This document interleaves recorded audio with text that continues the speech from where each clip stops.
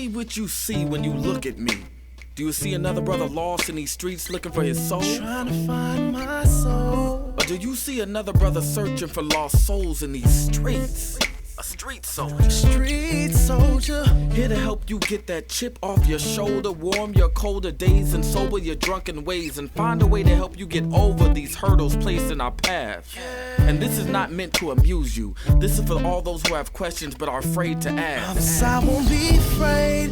I won't be afraid. No. When times get hard, you lose your way. Open your mind and hear what I say. This is a message for the hard and the soft. To those who tune in weekly and to those who keep an eye out for 8 p.m. on Sundays and turn their radios off. The truth hurts. The cloth has been pulled. We're walking around half dead. Use this show as your IV. Alive and free is a new movement. We've achieved self-destruction. A street soldier promotes self-improvement. Streets couldn't be no colder, so I gotta be a soldier. It shouldn't be this hard for me. Even when it seems so hopeless, I gotta keep my focus. I'm glad to be alive and free, yeah. Streets couldn't be no colder, so I gotta be a soldier. It shouldn't be this hard for me. Even when it seems so hopeless, I gotta keep my focus. I'm glad to be alive and free, yeah. Okay, Garen, how are you? Nice to meet you. First of Nice all, to meet you. Thanks for having me. You did, Sure. just like All right. that. Tell me what your interest. I understand. You're really interested in. I mean, we're a violence prevention organization, right? Yep. And so our job it's always been challenging. I don't think it's ever been more challenging than I now. couldn't agree more. And my take on it is a couple of things, the usual stuff, but, coming out of COVID, I've heard that,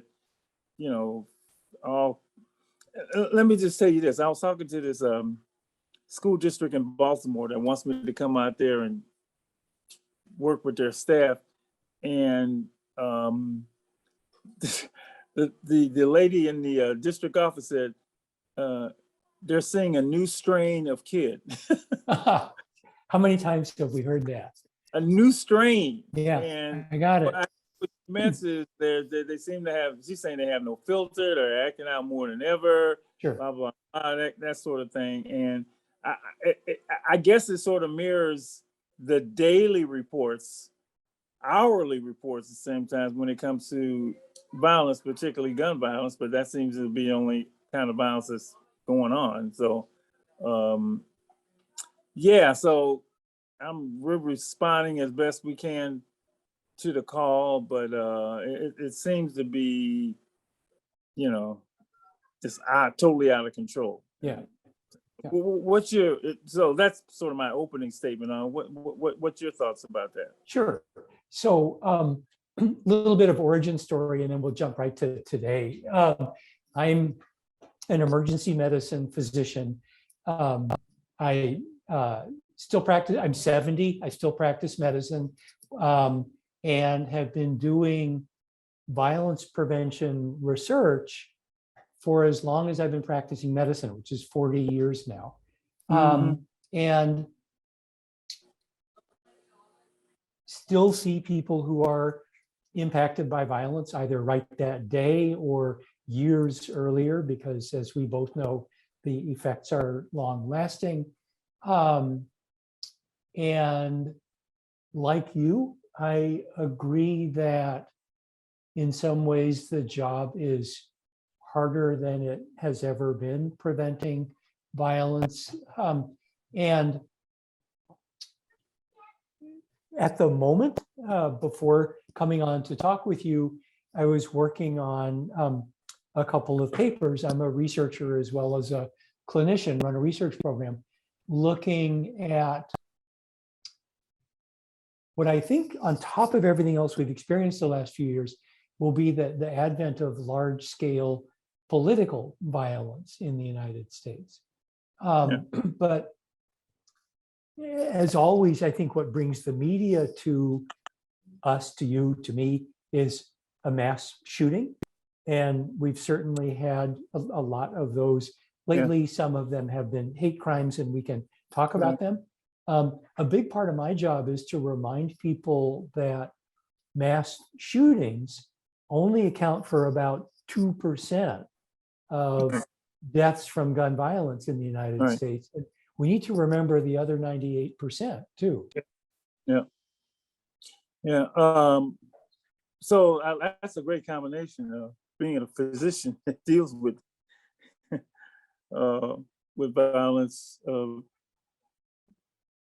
because I mean, the talk went from being, I mean, it became a public health issue, and then a lot of doctors that jump in and say you should treat violence as one would disease. We actually call violence a disease here, and that's the framework we use, and we certainly treat it like a disease.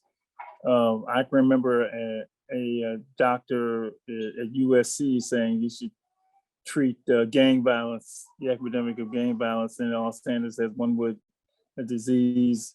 And then here's one that'll surprise you, but maybe not. I got some quotes from gang members who said they were infected with this disease of violence. And they actually used the word disease, which, and they said he also, this gang member also had cancer, and he said the disease of gangbanging was worse than cancer, and he said he caught it when he was 9. So it definitely changed or added to, I don't know so much changed our thinking about young people, because we were primarily young people, but young people grow up to be grown-ups and older people, about the mindset, the infected mindset, we call it an infected mindset, that they bring to this whole issue of violence. And we have developed what we call the alive and free prescription, which is as medical as we can make it around here. I mean, and it's the only thing that I've seen that actually cuts through a lot of the territorial and turf issues, and even national issues, and country issues, and when it comes to violence, when one sees it in that way, because the way we framed it, we have a list of risk factors, just like one would have a list of risk factors for heart disease. I mean, really, it's so medical, it's crazy. People are like, this is just like, I said, well, that makes sense to you. And it allows me to work with people, who think, well, this is just an Oakland thing, or this is just a white thing, or this is just a, whatever issue there, this seems because much like, COVID cuts across, and, heart disease cuts across. So it's been very, very, very, very accepted by those who can, when they hear it. I will say this, and you help me, and then we can go on. I always say that among this list of risk factors, the biggest risk factor of all, for me, is clearly firearms, the biggest risk factor of all. And the way I say that to people is, I grew up in a pretty tough, the TV and radio and movie name is South Central Los Angeles. Grew up in that location. But I always tell my young people, and this blows their mind, I never went to a funeral of a peer when I was a kid. I never went to a funeral. Now, we had a lot of fights. We probably had every other risk factor and then some. But nobody died. And I asked them why, and they said, "What?" And after a while, I said, "Look, it's simple. Hardly anybody had a gun. I mean, there were plenty of sticks and whatever stuff, but there weren't. And actually, we had a lot of fights, and it was almost considered cowardly and unmanly if you had a gun. So I started working with these kids, and it went, everybody had a gun. And now, when all the kids had guns, because they thought that, they needed it for protection or were to survive or anything else. So now Everybody's got a gun. Yeah. And my phrase is, and I'll stop here and I'll let you run with this. The problem with guns is that guns begat guns. It's almost biblical, you know. And if that's the number one risk factor, and there's more guns and more guns and bigger guns and bigger guns, then the mindset is triply important. So it seems that people believe that the way to settle their problems is with violence, and to protect themselves against something, I call it the just in case thing. That's where it seems to me to be today. Now I'll let you go with that. That's just my quick reasoned take on this whole thing, and see what you think about that. I completely agree. We're going to have fun today. One of the myths is that America is a uniquely violent society, or that there are people among us who are uniquely violent. There's a tendency to put all the blame on the person. But if you look at the data, we are not a uniquely violent society. If you look at across countries, if you look at rates of assault, ours are sort of midland across wealthy nations. Where we stand out is in our rates of fatal violence. And the difference is not that we're more violent, it's that we have easy access to a technology that changes the outcome. Yeah. And you've just described within the course of your lifetime how that change occurred. People used to fight, but they fought, and maybe somebody would get cut up or something, but people didn't die, and now they do. And tragedy on top of tragedy, for young men as for anybody else, the main reason these days to have a gun is for protection. That's been true for a long time. But one of the things that researchers have looked into is, this is not my work, I'm describing other people's work, but if you ask young men in cities who have guns, why do you have a gun? A lot of them will say, because everybody else does. But if you ask everybody, it turns out that not that many people do. And the people who do have them are afraid they'll be second to the draw and they'll die as a result. But it turns out the rates of gun access and gun carrying and stuff are sometimes lower than people think they are. But yes, the single biggest driver for acquiring a firearm is fear, and principally of other people with firearms. We did a gun buyback program because I was on the police commission here for a number of years. Yep. Trying to do something about the police and their guns. Yeah. Their youths. And I remember, and we paid, it was great. It was around Christmas time, so, we paid $100 for a firearm and $200 for an assault weapon. Yeah. But I remember the people that came in here to get the money and turn in their gun. I had little old ladies with, people I didn't even think. I mean, everybody had a gun, and they had. Some lady brought in a flintlock. I mean, it was just crazy. Yeah, crazy.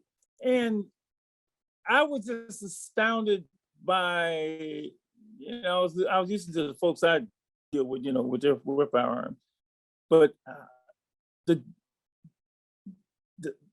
range, that's what I'm looking for, the range of people that had guns. And then of course the type of guns, we got assault weapons, we got, 38s, we got 9mm, we got Tech 9s, we got, we got all kind of guns in here. And basically, like you said, they all said it for the same reason, it's for protection, it's for protection, it's for protection, it's for protection. And my biggest concern is that anytime, and it's all driven by fear, absolutely. And depending on where you live, there are sayings that people use. With the young people I work with, I don't want to be caught slipping. That's their phrase. I'd rather be caught with it than without it. Other folks might say, a burglar might come into my home, or just it's on the next person's mind, or just I just need it just in case. I just need it for opportunity in case something happens. The problem with that is that every time, of course, we know all the stories. I'm not even going to deal with all the stories of people having guns in the home, and it turns out, it was their son or daughter got hold of the gun. There's a story about that like every few days, right? A little kid playing with the gun that his parent had, and and they got it, and they're pointing at each other, and they kill them. Somebody coming to the door, and of course, the person is, just in case this is a burglar, they don't really go see if it's a burglar. So, and the guy just may be trying to get my car got stopped and he's really coming in, and they shoot him first. The whole thing now is don't investigate, shoot first, be just in case. So it changes completely your mindset. That's the whole thing for me. It changes your mindset. And every time somebody, and incidents like this happens, gun sales go up 1 billion %. So I had when you said the level of gun, all I see is how many people are getting guns all the time. Now, when you say to me that it's really not that bad, that's hard for me to believe. I take your word for it because you're a researcher. But when I talk, most people I talk to, they got one. And, they got it, just in case. And the more armed the populace you're going to have, because it definitely changes the way you think. What happens is that people feel like guns are the answer. I got the answer. And when you don't have one, you got to think differently. You got to act differently. You got to use you got to use another way because you don't have it. And, when you have a totally armed populace, and that's my concern now with the pendulum isn't even the middle now. It's someone open carry is it. Open carry is it. It's gone. You have states like Arizona and Texas, but it's becoming more and more common. And I think Indiana just did an open carry thing. So literally, it's gonna be like the Wild Wild West around here. I can go into Starbucks in Arizona. Everybody's got a gun on their hip. I'm not staying there because I don't know on that person's mind. So I don't. All these gun violence initiatives that people are screaming and hollering about, when they're not going to regulate firearms at all. There's no way out of this, as far as I'm concerned, unless you get to the mindset. But if the mindset is mostly driven by fear, and that's my job, is to deal with the mindset, because obviously you got a Second Amendment, which people are going to claim their right. By the way, they never claim their responsibility. They only claim their right. I always say the founders should have written a Bill of Responsibilities to go with the Bill of Rights, because all I hear is the people talk about my right. I never hear about their responsibility. What's your thoughts about? Let me just add one other thing, and I'm doing most of the talking. You're supposed to be doing all the talking. It was interesting to hear you say that the violence in America, because the feeling of people, especially somebody like me, is that America is a violent country. It's always been a violent country. It was born in violence. The violence against Native Americans. Certainly slavery was violent. So I almost think violence, just like race, is part of the DNA of America. It's just interesting to hear you say it's not really like that. And it's hard for me to believe that. Yeah, I'm not saying it's not like that. I'm only saying, and I agree with you about the tendency toward violence being a characteristic of our species, right around the planet.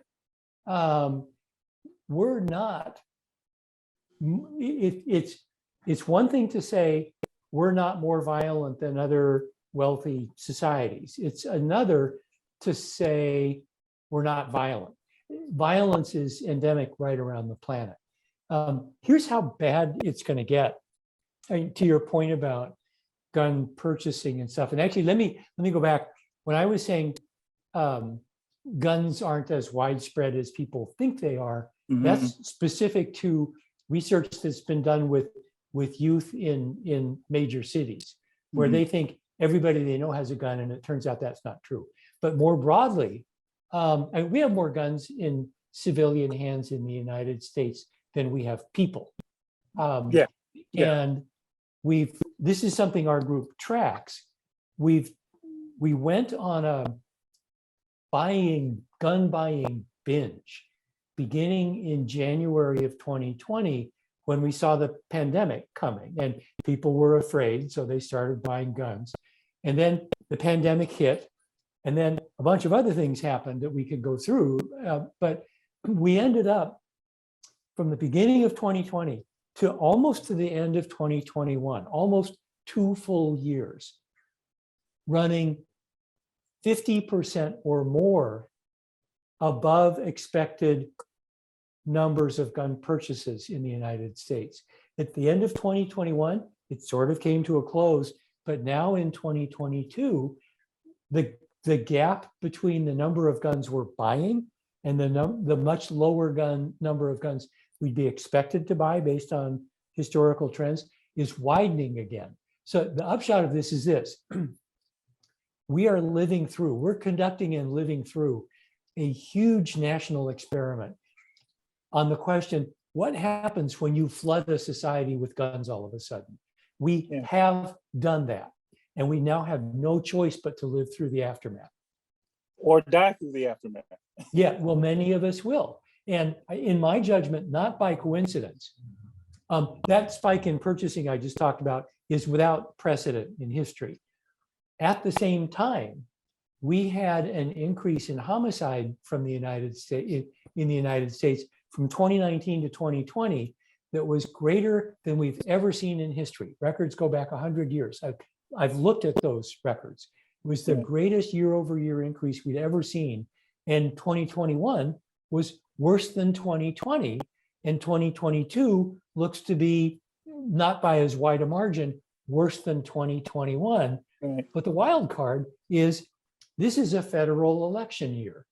And hate is walking the country in a way it has not for a while, I think. And the thing that concerns a lot of people, I suspect you and me, is that we may see the confluence of hate above the table and political violence all at once. And we may see a kind of violence in the United States that we haven't seen in 60 years. So let me go back. 60 years would be the 1960s, right? Yeah. And I'm trying to think. There was a Vietnam War. I can't even remember that kind of violence. Unless you talk about the assassinations of the King and Kennedy, and we had assassinations. We had murders for political reasons, both by law enforcement and of law enforcement. And there's some possibility that we'll get back there again. We had troops on the streets with their bayonets on their rifles. We could see that again. Wow. That's not good to hear. That's not good to hear. That's not good to hear. And I guess if you look at it through the lens, when we were talking about, and let me just use this latest, I'm going to tell you something I talked to the kids. Yeah. I talked about this latest Buffalo, New York shooting. Yeah.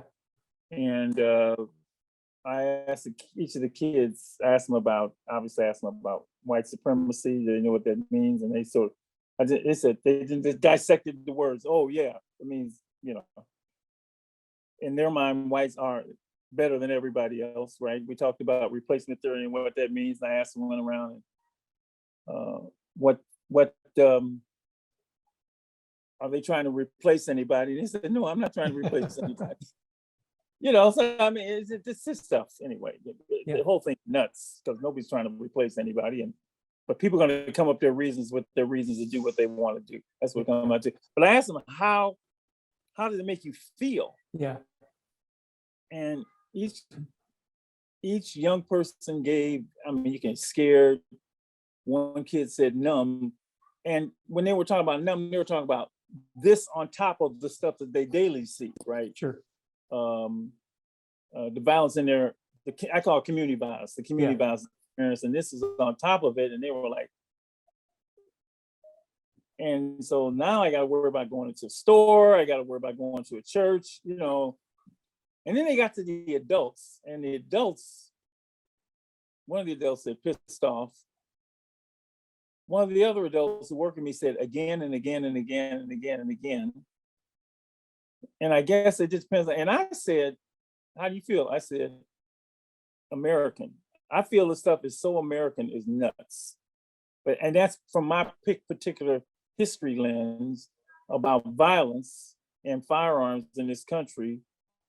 And it's just, I mean, I've just lived through, you know, just in the last few years, it's like, I mean, it's cyclical, if you want to put it. That's why I said so in the DNA of America, and it resurfaces, and the political climate that, you know, began with that man who name I do not use, and I just don't use his name, who just stoked everybody's fears and has propped us up on this major, massive level that is even in my mind, what I want to say, threatening, you know, the great American experiment called democracy, which people, I can't believe that they're gonna let them do this, because this was never I wasn't included in that in the first place. Black people have always tried to make it, you know. So I guess I went off on a tangent I wasn't supposed to go off, but I just wanted to say how, for me, this thing is so much part of the fabric of this country, and that's my historical view and my personal view. And I guess they got all these gun violence initiatives now, and I'm just trying to see if the gun violence initiatives do not. I mean, they got cities like Seattle, and they got a bunch of cities, you know, that have all these gun violence initiatives. If the number one risk factor, and again, I say it is number one, is firearms, and if they don't do anything about limiting firearms in the hands of people, it's like, and so whenever I deal with folks, I'm saying, you know, the number one risk factor, your number one risk factor is to have a firearm. Yeah. Yep. And they believe I'm trying to create safe people. And the safest people I don't have to worry about are the ones that don't have guns now, but it's swung completely the other way where they think, let's work on all the other things, but the gun, everybody's gonna have a gun. I just can't see this working at all. And your thoughts about my thoughts about that. Yeah, it's one of the ways in which the public health thinking about violence is helpful. Years ago, we had a couple of projects that focused not just on firearms, but on firearms manufacturers. And the analogy was kind of to environmental health, that if you think of a firearms manufacturer as the point source for a pollutant that's being spewed out into the environment, you have a lot of choices. But one of them, to just pick up at what you were saying and put it in these terms, is we can let the pollutant continue to spread unheeded and work on ways to get people from avoid being poisoned by that pollutant, or we can do something to control the pollutant at its source. What an idea. And in environmental health, That's accepted. Sure, you shut down the plant. You do whatever. There was a time in the 80s, 90s, even early into this century, when that idea had some force behind it in the United States. There was two, but I'll pick one really good example. You know what a Saturday Night Special is, a cheap handgun that used to cost $50. So starter set gun was another name for it. So there was in the mid 90s, almost all of those guns were made in Southern California. Upwards of 800,000 guns a year came out of Southern California, all of them really cheap entry-level sorts of guns that were showing up at crime scenes all around the country. And that was brought to light, and the state legislature did something that I think is really smart that they didn't get credit for. They said, okay, if you're going to make a gun in California, it has to meet a whole bunch of safety design standards and safety performance standards. It's got to be well made and so on. And that put that entire arm of the industry out of business in California. 800,000 guns a year were no longer being made because of a policy decision. And because those guns were junk, that's the other term for them, was junk guns, by and large, other companies didn't rush in to fill the gap. They knew that whether it was policy or lawyers, that they would pay a heavy price for doing it. So sometimes it works. Assault weapons bans, I would argue, are another case where it sort of worked. But at the same time, you are totally right that we have basically, I don't want to say given up because that sounds final, but we have walked away largely from trying to control the number of guns that enter circulation. We have largely walked away from trying to identify who's most at risk for doing violence with guns, so we don't let them buy them. We have background checks in place, but to give one example, and then I'll stop because now my turn on the soapbox. But in most of the country, it's a myth that you can't have a record of violent crime and buy guns. In most of the country, as long as that violent crime is a misdemeanor, it's perfectly legal. Right. Even though everybody knows that history of a violent crime puts you at risk for violence in the future. Absolutely. Yeah. Giving up is probably, or giving in. And fair enough. Yeah. Either one. The one model that really encouraged me to go down this road, the one example that a health model worked when it came to killing death was the tobacco model. Oh, absolutely. Somehow, even against an industry that was only cared about how much money it was going to make and not about the number of deaths that people it was going to kill, there was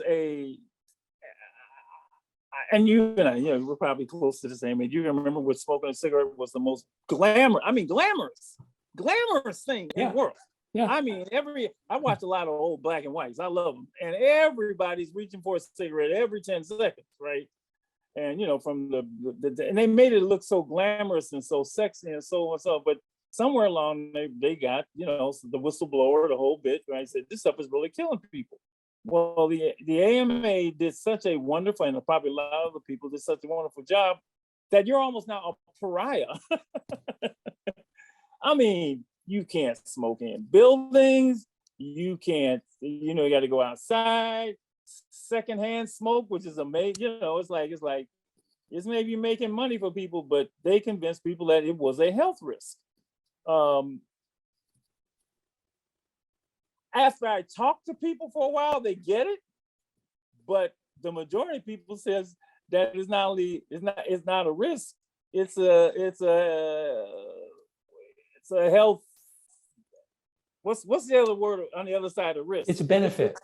It's a benefit. There you go. Yeah. And it's a benefit. Yeah. Despite all the fact these people are getting killed by guns. Yeah. It's somehow a benefit. Yep. Right? So when you have these gun violence initiatives, let me turn this down. It's fine. Okay. When they have these initiatives,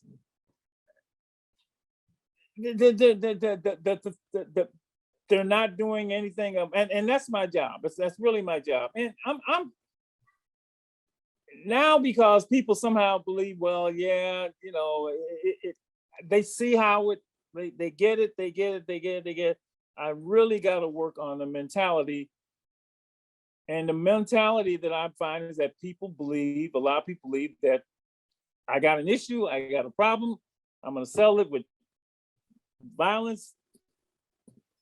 People probably believe that when I was a kid, but the violence was this, now the violence is this, how you settle it is this. And so I'm just, it's a little bit dark, as you say, and now it's it's gone into, because there was always this thing about community violence, and I said, well, people are killing everybody anywhere, and not only is it a historical problem, they got wars going on, but those are just bigger guns, right? That's why you got to have treaties between people, between countries, and treaty bans and arms bans, and hope people, and you got to police countries and so on. So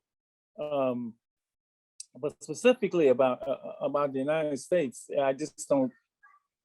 The number one risk factor is the one they don't want to deal with. I guess that's what I'm saying. The number one risk factor. Yeah, you're right about the analogy to tobacco. We use it a lot. We talk about the risks of secondhand gun ownership. That when somebody brings a gun in the home, they're not the only person at risk. We actually just published a study showing that women who live in homes with gun owners, who don't own guns themselves, they just live with somebody who does, that they're at much greater risk of dying from homicide. Not their gun. They didn't bring the gun into the home, but they face the risk, just the way secondhand smokers face the risk. But the difference is, because I've tried this one too, particularly as a clinician, when we're talking tobacco, it's the behavior is cool, but if you do it, you're going to die from it. With guns, it's the behavior is cool, and if you don't do it, you're going to die from it because somebody's going to shoot you. That's the problem. And as you said earlier, it's broadened. I have conversations these days with people who've bought guns or are thinking about buying guns, and who say, this goes against everything I believe, goes against the way I was brought up.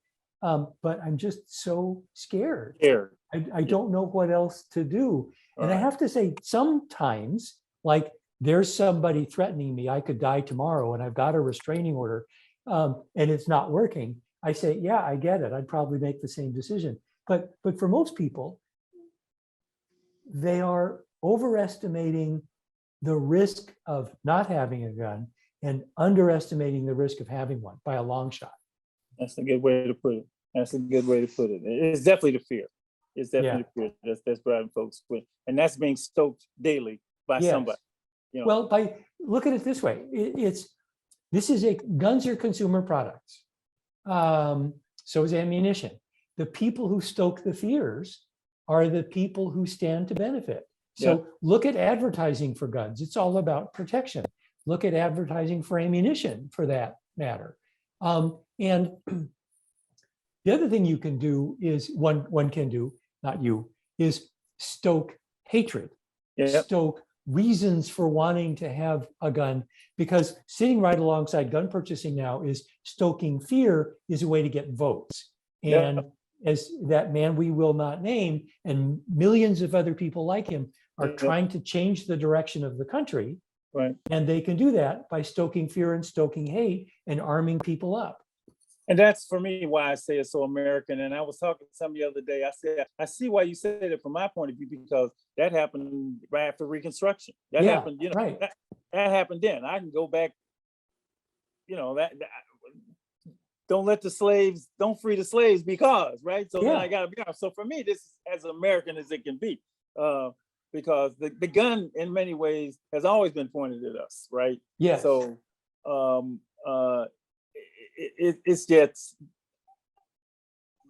60 years after you mentioned 60 years ago, 60 years after seeing Dr. King and living through the civil rights movement, and Medgar Evers and Malcolm X and all of that, and seeing people march in the South without guns, without fear, literally walking down there, going from places,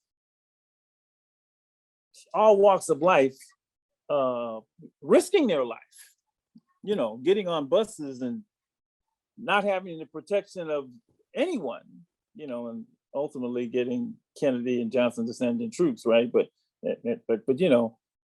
unafraid, dealing with their fears to make massive changes in this, in this society. This other kind of fear ain't gonna work. It's Right. just not gonna work. You're gonna continue to have this. So I guess folks like me and you, we just gotta continue to save as many people as in a, I always say, and I do this so medical, like I think you get it. Disease begins to attack the body from the child is born, right?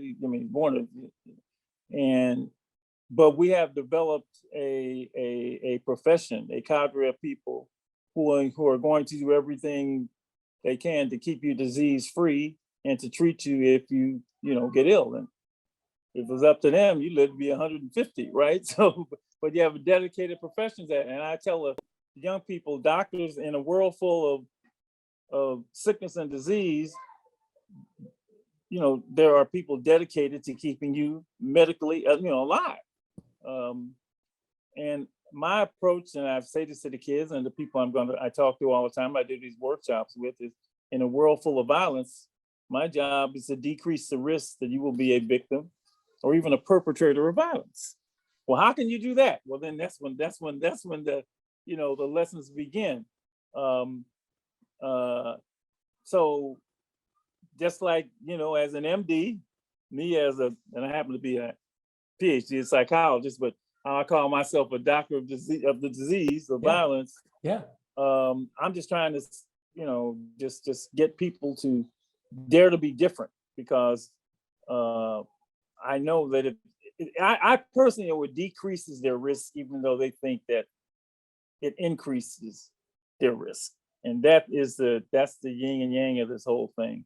And I teach people to deal with their fears and the whole bit. But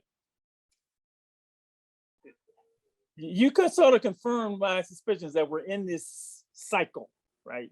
We're in this cycle, and I don't want, unfortunately, bloodletting is not a fun thing. Grief brings grief, which brings more fear, which brings more anger, which brings more this. It just doesn't work. Yeah. Violence. Gandhi said it best: an eye for an eye makes the whole world blind. Yeah. And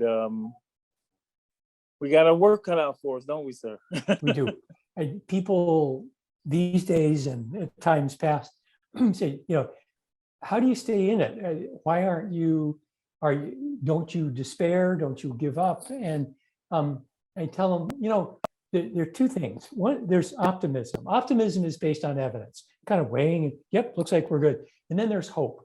Hope is not based on evidence necessarily. Hope is just that thing that rises up within us at bad, dark moments and says, no, you're just not allowed to give up. I will never stop believing in the capacity of humankind to change for the better. And as long as that capacity is there, even in theory, I know which side of the ledger I want my life to be on. And I am hopefully living it that way, but also very consciously, as I think you are, showing others how such a life can be lived, showing others how each one of us can bring our knowledge and our skills and our innate gifts to working to better the human condition. Because the alternative is that we give up. And if the good guys give up, the bad guys win. Oh, absolutely. It's that simple. Absolutely. As an MD, you'll get this. When you go, you don't treat people en masse, although you can develop a vaccine, which is, and try and get it out. But I treat individual people, because see, one person one person can be part of the problem, one person can be part of the solution. And I told the latest line I have with the young people I work with, and just about every adult I work with, is, I may not be able to save you from the world, but I think I can save the world from you.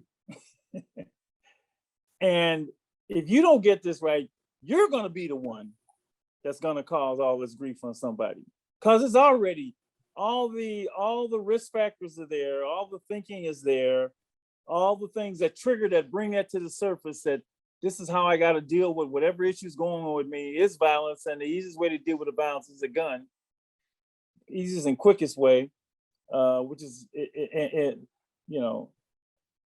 And I'm thinking of all these folks that have surfaced that have done these things. You know, if I could have got to them, I could have saved, I should have saved the world from them. But I never knew who that next them is going to be.